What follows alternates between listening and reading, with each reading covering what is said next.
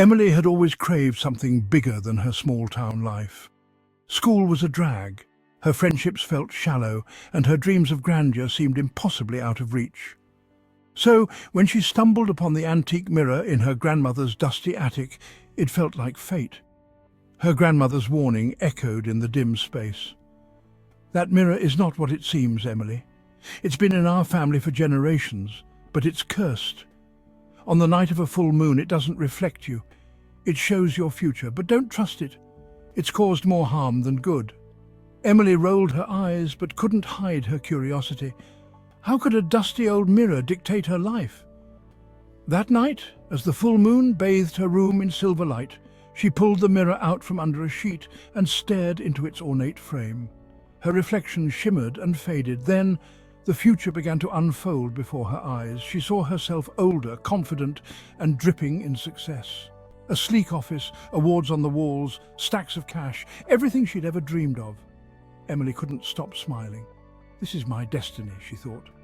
But the glow of her newfound ambition didn't last. Over the next few weeks, things began to fall apart. Her best friend Mia stopped speaking to her after a petty argument. Her crush Liam, who had always smiled at her in the hallways, now avoided her entirely. To make things worse, her grades plummeted and her parents' disappointment was suffocating. The more her present unraveled, the more Emily became obsessed with the future she saw in the mirror. "I just need to keep pushing," she muttered, staring into the glass every night, desperate to recapture the image of her future self. The mirror seemed to taunt her, replaying glimpses of her future wealth and power, but never showing her the path to get there. She grew distant from everyone in her life, pouring all her energy into chasing the vision she was convinced was hers. One night, her grandmother found her hunched over the mirror, tears streaking her face. "Emily," she said softly, "you've been looking too long. That mirror doesn't show your future. It never did." Emily looked up, confused and angry. "What are you talking about? I saw it. It's my destiny." Her grandmother shook her head. "That mirror shows the echoes of the past. What you saw wasn't your future. It was my life. I was just like you, young, ambitious, and hungry for more.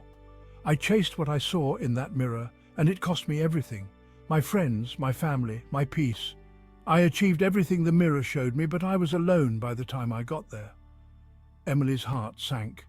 "But why would it show me that?" "The mirror doesn't predict fate, it feeds off obsession.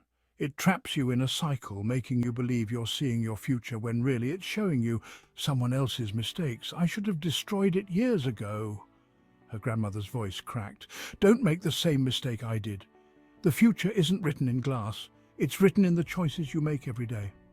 Trembling, Emily took one last look at the mirror. The confident, successful version of herself stared back. But now it seemed hollow, empty. She smashed the mirror with a heavy book, watching the shards scatter across the floor. From that moment, Emily vowed to live for the present. She patched things up with Mia, started focusing on her studies again, and let go of the relentless pressure to be someone she wasn't yet.